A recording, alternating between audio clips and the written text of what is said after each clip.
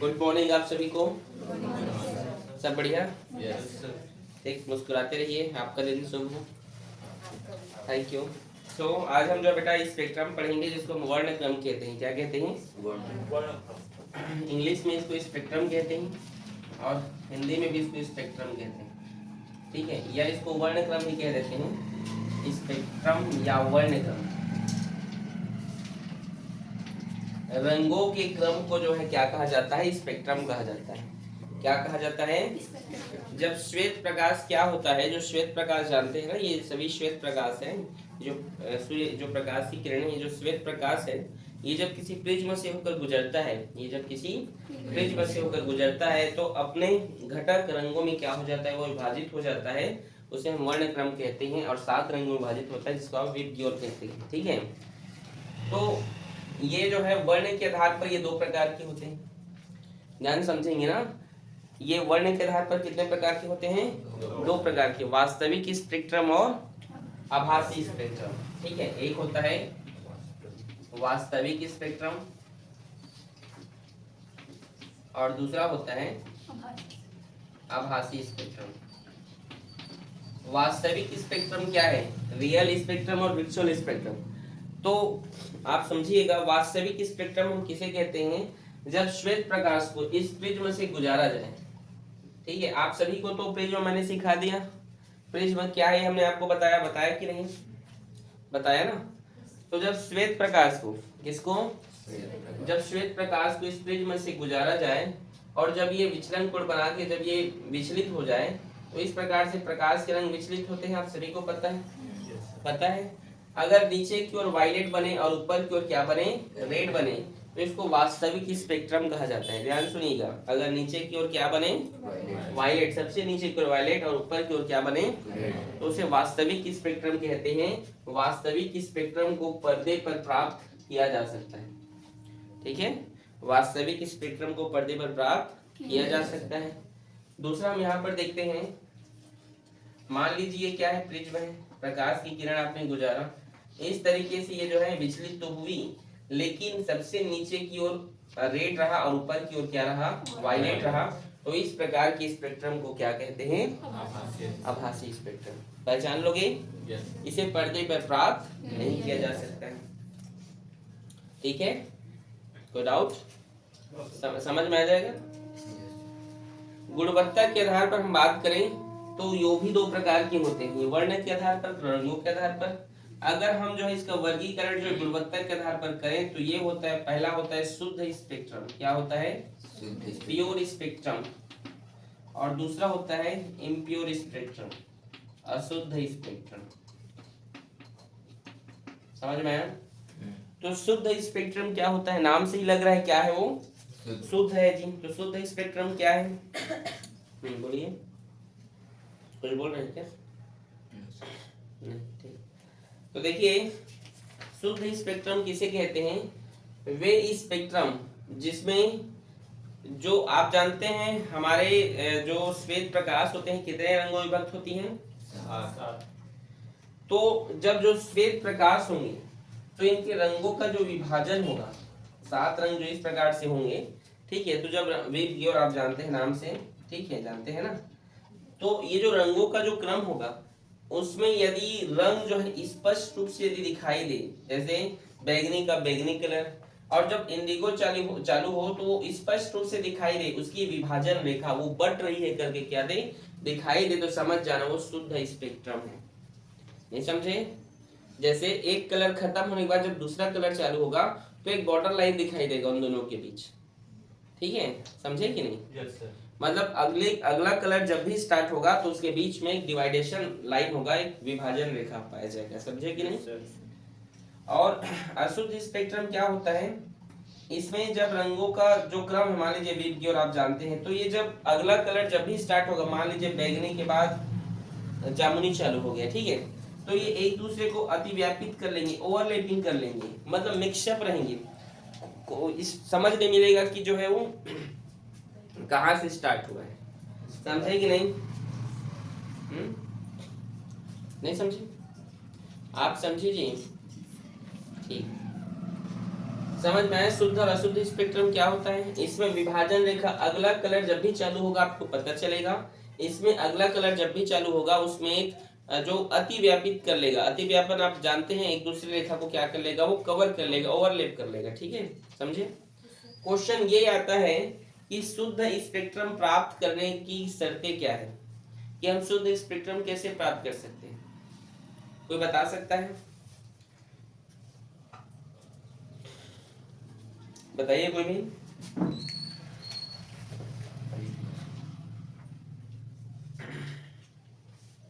बोलो।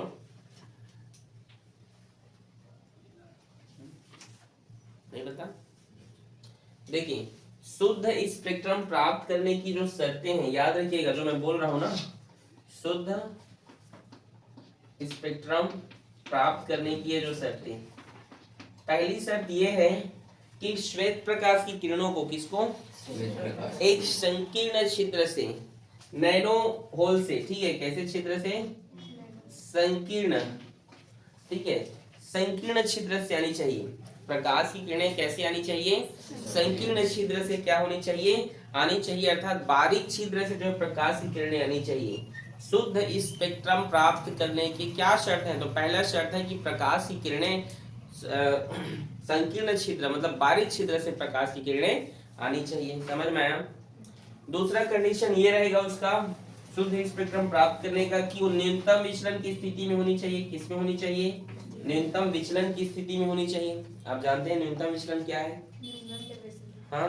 और तीसरा नियम ये होना चाहिए कि प्रकाश की किरणों को उत्तल लेंस की सहायता से, प्रकाश की किरणों को उत्तल लेंस की सहायता से समानांतर कर लेना चाहिए, जिससे वे क्या ना हो, एक दूसरे को ना काटे। ठीक है, आ रहा है समझ में? तो ये आपको समझ में आए इसकी तीन शर्तें क्या है। शुद्ध स्पेक्ट्रम प्राप्त करने की पहली शर्त है कि श्वेत प्रकाश की किरणें संकीर्ण छिद्र से आनी चाहिए। दूसरी, वो न्यूनतम विचलन की स्थिति में होनी चाहिए, तभी आपको जो शुद्ध स्पेक्ट्रम प्राप्त होगा। तीसरा, आप उत्तल लेंस की सहायता से श्वेत प्रकाश की किरणों को क्या कर सकते हैं? समानांतर कर सकते हैं, जिससे वो उनको ना काटे। ठीक है। और स्पेक्ट्रम और दो प्रकार के होते हैं। जब भी पूछेगा इन दोनों के बीच अंतर पूछेगा कि वास्तविक स्पेक्ट्रम क्या है, आभासी क्या है, 2 मार्क्स का, तो बता दोगे? ठीक है। ये सब जो बोला हूँ उसको आपको लिखना है आप शब्दों में। ठीक है। दूसरा बात होता है, एक होता है एक और इनके हम प्रकार की बात करते हैं तो होते हैं बेटा उत्सर्जन स्पेक्ट्रम, और एक होता है अवशोषण स्पेक्ट्रम। क्या होते हैं? अवशोषण स्पेक्ट्रम। ठीक है, एब्जॉर्प्शन स्पेक्ट्रम, और ये क्या है ऊपर वाला? Animation spectrum. ठीक है, आ रहे समझ में? तो ये दो प्रकार के होते हैं, उत्सर्जन और अवशोषण। ये क्या होता है? जब किसी पिंड से प्रकाश की किरणें क्या हो, निकलती हो, क्या करती हो, निकलती हो, तो उन्हें हम क्या कहते हैं? जैसे आप लोहा देखें, यदि आप लोहा को गर्म कर देते हैं, क्या कर देते हैं? लाल होते तक गर्म कर देते हैं, तो लोहे से जो है प्रकाश की किरणें बाहर निकलती हैं, निकलती हैं कि नहीं? नहीं समझे? लोहा जानते हैं आप, लोहा को आप गर्म कर दीजिए, क्या कर दीजिए? गर्म कर दीजिए। ठीक है, तो क्या होगा जब उसको आप गर्म करेंगे तो उससे प्रकाश की किरणें या कुछ चीजें क्या है बाहर निकलती हैं। आपने देखा है कि नहीं? यदि प्रकाश की किरणें कहीं से उत्सर्जित हो रही हैं, कहीं से बाहर निकल रही हैं, तो उसे हम क्या कहते हैं? उत्सर्जन स्पेक्ट्रम कहते हैं। जैसे आप जानते हैं लोहे को यदि हम लाल होते तक गर्म कर दें तो उससे निकलता है कि नहीं? जो किरणें निकलती हैं हम क्या कहते हैं? उत्सर्जन स्पेक्ट्रम कहते हैं। ठीक है, जैसे मान लो ये लोहा है, ऐसे जो स्पेक्ट्रम बाहर निकल रही है उसे हम क्या कहते हैं? उत्सर्जन स्पेक्ट्रम, जो किरणें। ठीक है। अवशोषण स्पेक्ट्रम क्या है? यदि उन्हीं गर्म वस्तुओं को जिससे स्पेक्ट्रम या किरणें बाहर निकल रही हैं, उन्हें यदि हम वातावरण में रख दें, खुला छोड़ दें या रख दें, तो क्या होगा? ठंडा करने के लिए छोड़ दें, मान लीजिए ये गर्म वस्तुओं को हम ठंडा करने के लिए छोड़ दें, तो वातावरण से जिन किरणों को या जिन स्पेक्ट्रमों को ग्रहण करेगा उसे अवशोषण स्पेक्ट्रम कहते हैं। नहीं समझे? नहीं समझे? मान लो इसे आप गर्म किए तो इससे स्पेक्ट्रम बाहर निकला, उसे उत्सर्जन स्पेक्ट्रम कहते हैं, जो भी किरणें बाहर निकले। ठीक है। अगर उसको आप ठंडा होने के लिए छोड़ देते हैं तो वो जो भी वातावरण से जो भी किरणें या जो भी स्पेक्ट्रम ग्रहण करेगा उसे अवशोषण स्पेक्ट्रम कहते हैं। समझे कि नहीं? नहीं समझे? स्पेक्ट्रम संबंधित किरचॉफ का नियम, ठीक है। अब ये संधि का नियम ये उन सबको मत लिख देना यहाँ, स्पेक्ट्रम संबंधी किरचॉफ का नियम आएगा तो दूसरा कॉन्सेप्ट है ना वो किरचॉफ का नियम। किरचॉफ नामक वैज्ञानिक ने इसको दिया था, उसको भी दिया था भाई, ठीक है। तो स्पेक्ट्रम संबंधी किरचॉफ का नियम क्या है या कुछ, ठीक है, पूछे तो आप क्या बोलोगे? स्पेक्ट्रम, यदि कोई वस्तु गर्म करते हैं, यदि किसी वस्तु का क्या करते हैं गर्म करने पर जिन रंगों को बाहर निकाल दी, जैसे ये जिन रंगों को बाहर निकाली और वातावरण में ठंडा करने पर जिन रंगों को ग्रहण की उसे अवशोषण स्पेक्ट्रम कहते हैं। तो किरचॉफ का नियम है कि जो वस्तु गर्म होने पर जिन रंगों को बाहर निकाल रही है, क्या कर रही है, बाहर निकाल रही है, ठंडा करने पर भी वो उन्हीं रंगों को ही अवशोषित करेगी। अब मान लो पीला निकाली है, आप बोलोगे जो हरा एक्सेप्ट करे, तो ऐसा नहीं। समझ रहे हो मैं क्या कहना चाहता हूँ? किरचॉफ ने क्या कहा कि वो जिन रंगों को बाहर निकालेगी वो उन्हीं रंगों को ही अवशोषित करेगी। नहीं समझे? किरचॉफ के स्पेक्ट्रम संबंधी कॉन्सेप्ट क्या है? तो किरचॉफ नामक वैज्ञानिक ने कहा था स्पेक्ट्रम के संदर्भ में कि जो है यदि कोई वस्तु जिन रंगों को बाहर निकालती है, जिन रंगों को क्या करती है गर्म करने पर वह बाहर निकालती है और ठंडा होने पर भी वो उन्हीं रंगों को ही अवशोषित करेगा जिन रंगों को बाहर निकाले। समझे कि नहीं बताइए? उत्सर्जन और शोषण संबंधित 3 प्रकार होते हैं इनके, ठीक है। उत्सर्जन और अवशोषण को हम 3 रूप में कैसे वर्गीकरण कर सकते हैं? तो सतत, रेखीय और बैंड के रूप में, ठीक है। सतत, रेखीय और बैंड के रूप में ये अवशोषण को अवशोषण उत्सर्जन संबंधी इसके 3 रूप में लिख सकते हैं। यदि कोई स्पेक्ट्रम सतत, कंटिन्यूस, रिपीटेड ये बार बार प्राप्त होते रहे, कंटिन्यूअस, उसे आप सतत स्पेक्ट्रम कहते हैं, कंटिन्यूअस, ठीक है। रेखीय स्पेक्ट्रम क्या होता है? यदि कोई रंग या स्पेक्ट्रम लाइनिंग से निकल रहे हैं, इस तरीके से ब्रेक कर करके रुक रुक के निकल रहे हैं, कुछ समय रुक जा रहे हैं फिर निकल रहे हैं, उसको हम रेखीय स्पेक्ट्रम कहते हैं। लाइन स्पेक्ट्रम कहते हैं, इसको कंटिन्यूअस स्पेक्ट्रम कहा जाता है, इसको बैंड स्पेक्ट्रम कहते हैं। बैंड मतलब जो इस प्रकार से चौड़ी चौड़ी जो है स्पेक्ट्रम बाहर करे, चौड़ी चौड़ी जो है रूप में जो है बाहर निकले, प्रकाश की रंग या चौड़ी चौड़ी रूप में बाहर निकले तो उसे हम क्या कहते हैं? उसे हम बैंड या बैंड हो जाना, ठीक है, या चौड़ा स्पेक्ट्रम में कहते हैं इसको, ठीक है। इस प्रकार से उत्सर्जन या अवशोषण संबंधी इसको हम 3 रूप में भी और लिख सकते हैं, ठीक है। कंटिन्यूअस, इसको आप लाइनर रूप में और इसको आप बैंड के फॉर्म में, ठीक है। इजी है कि नहीं बताइए? कुछ पूछना है कहीं पर तो पूछें। वास्तविक क्या है?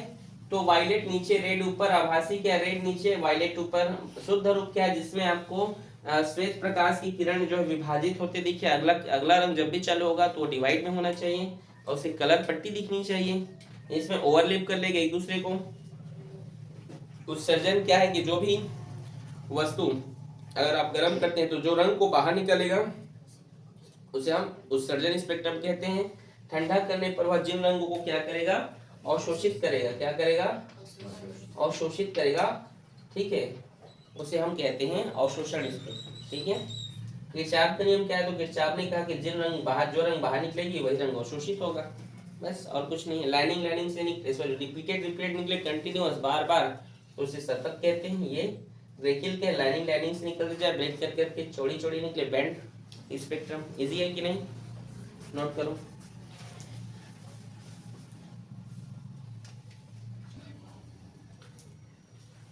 अगला हम देखते हैं यहाँ पर इंद्रधनुष।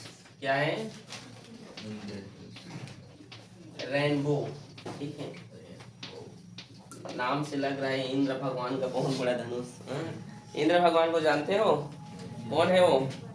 वर्षा के देवता, तो उसी कॉन्सेप्ट पर उनका नाम पड़ गया इंद्रधनुष, ठीक है। चलिए भाई, बढ़िया है। तो ये जो इंद्रधनुष है क्या होता है? जब सूर्य की जो किरणें होती हैं, जब सूर्य की किरणें वायुमंडल में पानी की बूंद से, देखिए आपको मैं इंद्रधनुष की डेफिनेशन बता रहा हूँ, ठीक है। जब सूर्य की किरणें वायुमंडल में, कहाँ? वायुमंडल में पानी की बूंदों से होकर गुजरती है, जो सूर्य की जो किरणें होती हैं वायुमंडल में, पानी की जब वे बूंदे से क्या होती हैं, गुजरती हैं, तो उनका परावर्तन तथा अपवर्तन, उनका परावर्तन तथा अपवर्तन होता है, जिससे वे 7 रंगों में विभाजित हो जाते हैं। ठीक है, 7 रंगों का एक विभाजित होता है और एक घेरा बनता है। क्या बनता है? एक घेरा बनता है। इस तरीके से, इस तरीके से आपको इंद्रधनुष दिखाई देते होंगे। इस तरीके से 7 रंगों का क्या बनता है? एक घेरा बनता है, जिसे हम क्या कहते हैं? इंद्रधनुष कहते हैं। और यह एक नेचुरल एक्सीडेंट है, प्राकृतिक घटना है। ठीक है, अब कई लोग बोल रहे हैं इंद्रधनुष ऐसे थोड़ी दिखता है, तो ऐसे दिखता है, ये ऐसे ऐसे दिखता है, ये बोलना चाह रहे थे, लेकिन बोल तो नहीं रहे। इंद्रधनुष बनता ऐसे है, लेकिन आप पृथ्वी के इस भाग पर रहते हैं तो आपको सिर्फ इतना ही दिखाई देता है, बाकी के चीजें इधर, ठीक, आसमान है भाई इतना बड़ा, ठीक है, आसमान में इस प्रकार से बदले, लेकिन आपको सिर्फ इतना ही दिखाई देता है। ठीक है, बाकी जो है उधर रहते हैं। ठीक है, समझ में आया? तो क्या है इंद्रधनुष का डेफिनेशन आपको समझ में आया? सूर्य की जो किरणें होती हैं वर्षा के बाद या वर्षा के समय क्या होता है, वायुमंडल के पानी की बूंदों से जब वो गुजरती है, सूर्य की जो किरणें होती हैं, प्रकाश की किरणें, तो क्या होती है, वो 7 रंगों में विभक्त हो जाती है और एक घेरा बनाते हैं, उसे हम क्या कहते हैं? उसमें परावर्तन और अपवर्तन दोनों होते हैं, ये याद रखिएगा। ठीक है, इंद्रधनुष 2 प्रकार के होते हैं। पहला होता है प्राथमिक इंद्रधनुष, ठीक है, और दूसरा होता है द्वितीयक इंद्रधनुष। ये इंपॉर्टेंट है, थोड़ा समझिएगा, परीक्षा में आता है। और देखो इंद्रधनुष के बारे में आपको क्या पढ़ा, आप लोग ज्यादा ही जानते हो मेरे से, इसको तो देखे भी होगे, जानते हो ना? नहीं जानते हो? साहब जी, इंद्रधनुष जो है एक विशेष परिस्थिति में बनता है। हर बार पानी गिरता है, हर बार बनता है क्या? एक विशेष सिचुएशन पर बनता है, याद रखिएगा। ठीक है, तो प्राथमिक इंद्रधनुष क्या होता है, तो चलिए हम समझते हैं। चलिए देखिए, ये मान लीजिए जल की बूंद है, इतना बड़ा नहीं होता वैसे, ठीक है, मान लो, समझाने के लिए बोल रहा हूँ। ठीक है, इतना बड़ा क्या है, ये पानी की बूंद है। जब क्या हुआ, ये इस प्रकाश की किरणें इस बूंद पर पड़ा और यहाँ पे हमने मान लीजिए अभिलंब खींचा। हम लोग ऐसे ही बोलते हैं, हमने अभिलंब खींचा, मतलब ये आप लोग थोड़ी सोचते हैं कि हम लोग जाते हैं वहां पर एक लाइन खींचने, ऐसा थोड़ी सोचते हो। अरे वैज्ञानिक उसको समझाने के लिए जो है बता रहे हैं, उसमें उसको पता भी नहीं भाई कि उसको इधर क्या आगे करके पढ़ रहे हैं। समझ में आ रहा है मैं क्या कह रहा हूँ? वो क्यों होता है, वैज्ञानिक ने अपनी कल्पना से उसको बताया है। ठीक है, और एकदम सही चीज बताया है, जो राइट है। ठीक है, तो आप जानते हैं जब कोई प्रकाश की किरण ये विरल माध्यम से सघन में जाता है, तो अभिलंब से, विरल से सघन में जाता है तो अभिलंब की ओर झुक जाती है। तो यहाँ पर ये अपवर्तन की घटना हो गया। ठीक है, ये इस तरीके से।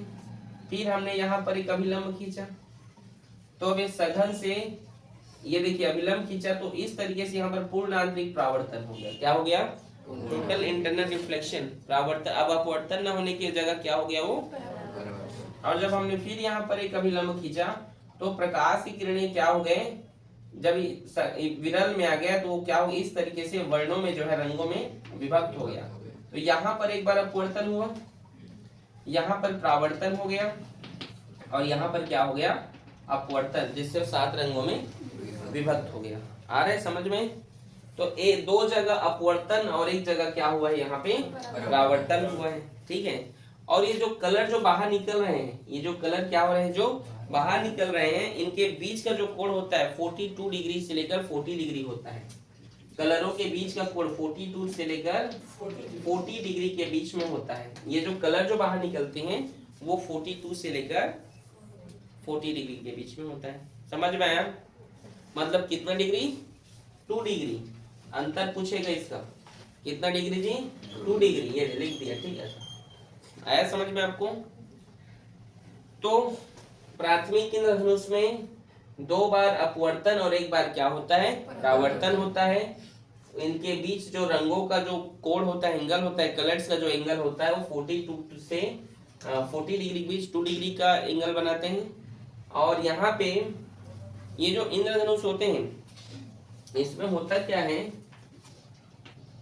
अंदर की ओर वायलेट और बाहर की ओर रेड कलर होता है। ठीक है, जब भी आपको इंद्रधनुष दिखाई दे आसमान पे और आपको कोई बोले कि वो प्राथमिक इंद्रधनुष है कि द्वितीयक है बता तो रहे, तो आप सीधा बोलना, अगर बैगनी नीचे दिखे और लाल ऊपर दिखे तो बोलना अरे भैया वो तो प्राथमिक इंद्रधनुष है भैया। अब आप बता सकते हो? बता सकते हो कि नहीं? अंदर में कौन सा कलर? बैगनी, और बाहर में रेड, उसे कौन से इंद्रधनुष कहते हैं? और दूसरी पहचान ये है कि प्राथमिक इंद्रधनुष ज्यादा चमकीला होता है। क्या होता है? ज्यादा चमकीला होता है। याद रहेगा? समझ आ रहा है कि नहीं जो पढ़ा रहा हूं? आ रहा है? ठीक है, चलिए द्वितीयक इंद्रधनुष क्या होता है हम समझते हैं। ये पानी की बूंद है, प्रकाश की किरण इस तरीके से आई, यहाँ पर अपवर्तन हुआ, हमने अभिलंब खींचा। क्या खींचा हमने? अभिलंब खींचा, तो ये जो प्रकाश की किरणें इस तरीके से परावर्तन हो गई, फिर अभिलंब खींचा, फिर ये क्या हो जाता है? परावर्तन हो जाता है, और उसके बाद फिर जब हम एक लंब खींचते हैं तो फिर उसके बाद ये इस तरीके से रंगों में निकलती है। ठीक है, तो यहाँ देखिए द्वितीयक इंद्रधनुष में क्या होता है, तो एक बार जब हमने प्रकाश की किरण जब विरल से सघन में आई तो अपवर्तन हो गया, अभिलंब खींचे फिर से परावर्तन हुआ, फिर अभिलंब खींचे फिर परावर्तन हो गया। ठीक है, फिर अभिलंब खींचे तब जाके वह क्या हुआ? अपने रंगों में वह विभक्त हुआ। ठीक है, तो आप क्या बोल सकते हैं? इनमें 2 बार अपवर्तन हो रहा है, रिफ्रैक्शन, 2 बार परावर्तन होता है, 2 बार रिफ्रैक्शन और 2 बार रिफ्लेक्शन, 2 बार अपवर्तन और 2 बार परावर्तन की घटना होती है द्वितीयक इंद्रधनुष में। ठीक है, और इनके बीच जो कलर का जो कोण होता है 53 डिग्री से लेकर 50 डिग्री के बीच, अर्थात 3 डिग्री का है। ठीक है, इनके बीच जो रंगों का जो एंगल होता है, कलर्स का जो एंगल, ये जो कोण बनाते हैं ना, ये जो एंगल बनाते हैं लोग आपस में, वो क्या होता है? 53 से लेकर 50 डिग्री के बीच ये बनाते हैं। समझ में आएगा? दूसरा चीज, ये क्या होता है? रेड अंदर की ओर और वायलेट बाहर की ओर दिखाई देता है। और जब भी आपको आसमान में अब दिखाई दे और वायलेट बाहर दिखाई दे और अंदर में रेड दिखाई दे तो उसे क्या कहोगे? द्वितीयक इंद्रधनुष। क्या कहोगे? समझ में आया आपको? आया कि नहीं? और ये उस जो चमकीला होता है ये फीका होता है ये। और दूसरा चीज, इसमें जो है ये जो प्राथमिक इंद्रधनुष है, ये जो प्राथमिक इंद्रधनुष है, इसमें एक्चुअल में क्या होता है? हाँ देखिए, जो प्राथमिक इंद्रधनुष है अशुद्ध स्पेक्ट्रम का उदाहरण, ये भी याद रखिए। अशुद्ध स्पेक्ट्रम क्या है? जिसमें जो दूसरा कलर जब भी चालू होगा तो उसकी विभाजन जो लाइन होगी वो सुस्पष्ट दिखाई नहीं देता है, ओवरलैपिंग हो जाता है। तो ये ओवरलैपिंग रहते हैं लोग, कलर का पता नहीं चलता है। कलर का पता नहीं चलता है कहने का मतलब है अगला कलर कहाँ से चालू हुआ है उसका विभाजन रेखा में पता नहीं चलता है। तो इंद्रधनुष जो है कौन सी स्पेक्ट्रम को उदाहरण अगर आपसे पूछे तो आप बोल सकते हैं सर अशुद्ध स्पेक्ट्रम। समझ में आया आप लोग को? इजी है ना? नोट करो।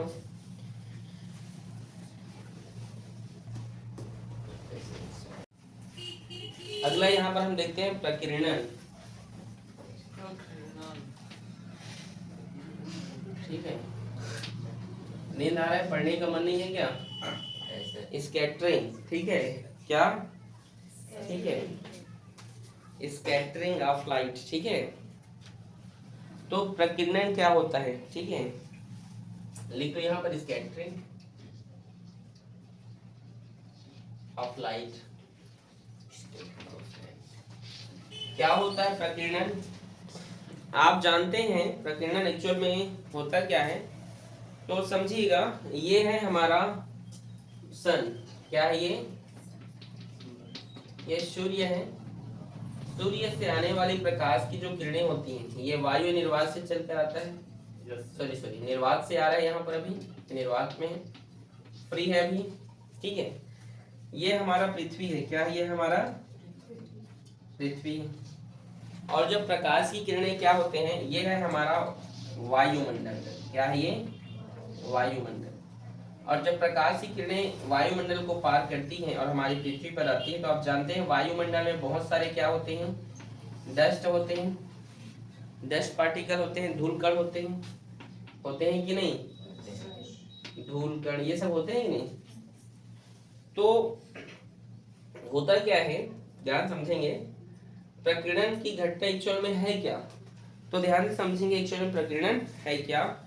जो सूर्य से आने वाले जो श्वेत प्रकाश है और जब वो हमारे वायुमंडल से गुजरता है, ये हमारा क्या है वायुमंडल, जब वो हमारे वायुमंडल से गुजरता है तो वह मार्ग में आने वाले कणों, जो मार्ग में आने वाले क्या है कण हैं या अणुओं को क्या कर लेता है, वह के संघट से वो क्या हो जाता है, वह बिखर जाता है, जिसे हम प्रकाश का प्रकीर्णन कहते हैं। फिर से बोलो, सूर्य से आने वाली प्रकाशीय किरणें जब हमारे वायुमंडल में क्या करती है, प्रवेश करती है, क्या करती है, प्रवेश करती है, तो उन कणों या अणुओं से, यहाँ पर जो भी कण होंगे अणु होंगे, उनके साथ वो क्या कर लेता है, संघट से, कोलिजन से क्या होते हैं, उनके टक्कर से आपस में वो बिखर जाते हैं, और उन्हीं बिखराव को हम प्रकीर्णन या स्कैटरिंग कहते हैं। समझे, मतलब सूर्य से आने वाली जो प्रकाश की किरणें फ्री होके आ रही है अभी, क्योंकि वो निर्वात में, आप जानते हैं हमारा वायुमंडल और निर्वात बहुत दूरी में है, तो यहाँ की ये वायुमंडल से क्या कर लेता है, क्रिया कर लेता है, और क्रिया करने के कारण एक यहाँ पे लेयर बना लेता है,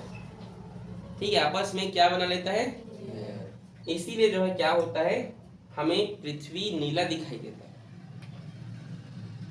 पृथ्वी का नीला दिखने के कारण आप लोग कुछ भी बचपन में पढ़ लिए होंगे, लेकिन सही कॉन्सेप्ट है प्रकीर्णन। पृथ्वी का नीला दिखाई क्यों देता है, तो पृथ्वी का नीला दिखाई कारण यह है, जब सूर्य की प्रकाश की किरणें जो है हमारे पृथ्वी पर आती हैं, तो हमारे वायुमंडल से जब वो टकराती हैं, संघट करते हैं, तो उनके अणु और कण से जब वो क्रिया कर लेते हैं, मॉलिक्यूल्स या पार्टिकल से, तो एक लेयर बना लेते हैं, वो क्या कर लेते हैं, एक लेयर बना लेते हैं, ठीक है, डस्ट पार्टिकल से, धूल कण से।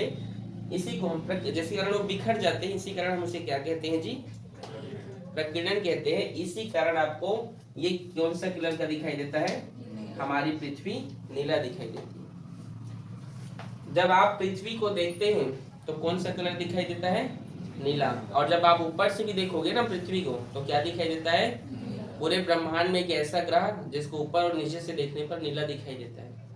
इसके बारे में बताने वाले एक महान वैज्ञानिक हैं, जानते हो कौन है, हाँ बोलिए, बोलो ना, कुछ बोल रही, कुछ भी बोलो, बताइए। बुक रीड करते हो, अगर बुक रीड करते तो आपके बुक में लिखा है कि डॉक्टर सीवी रमन ने क्या किया था, बताया था।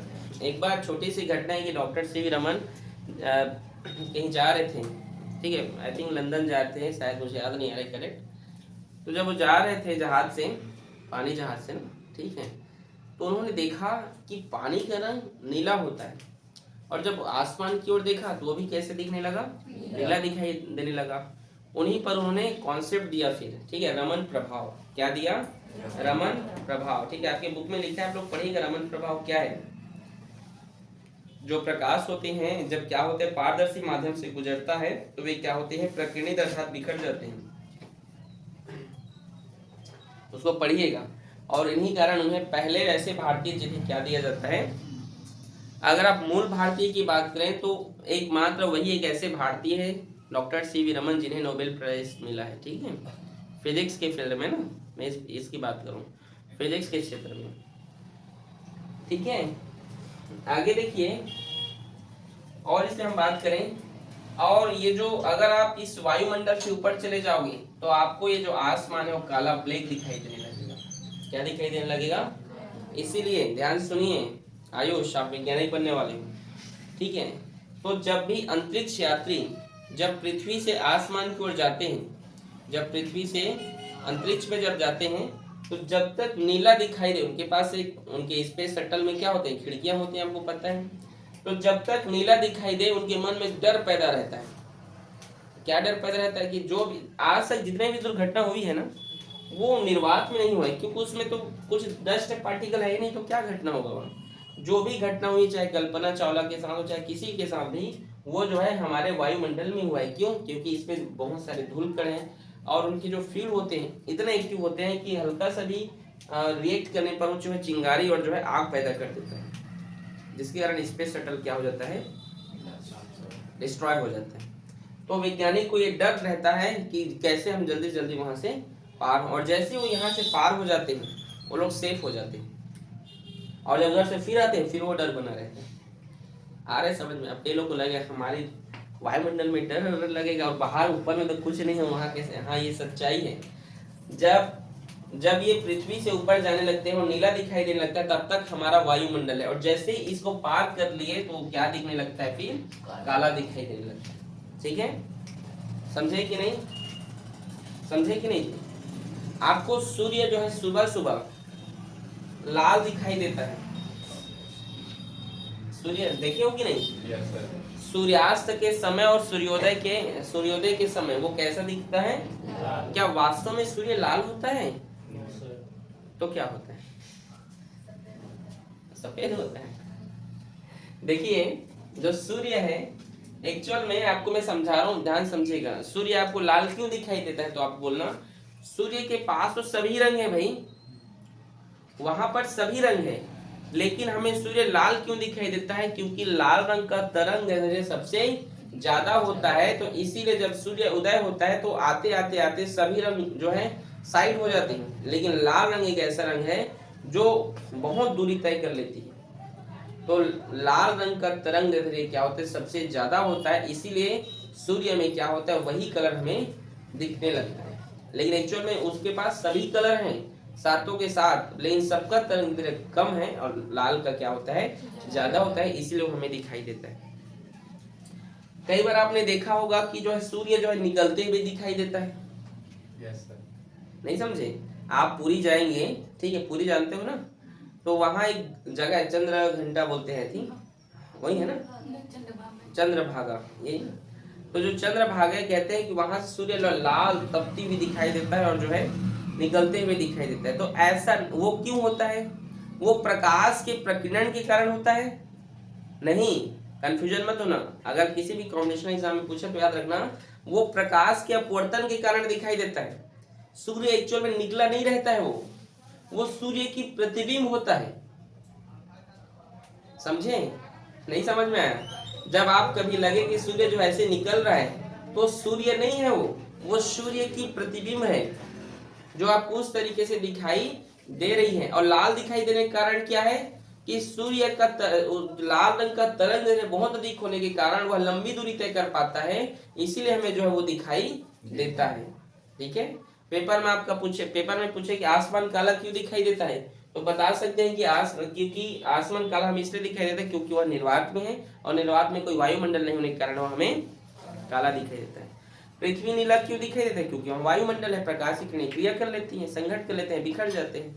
समझ में आया लेक्चर? आया?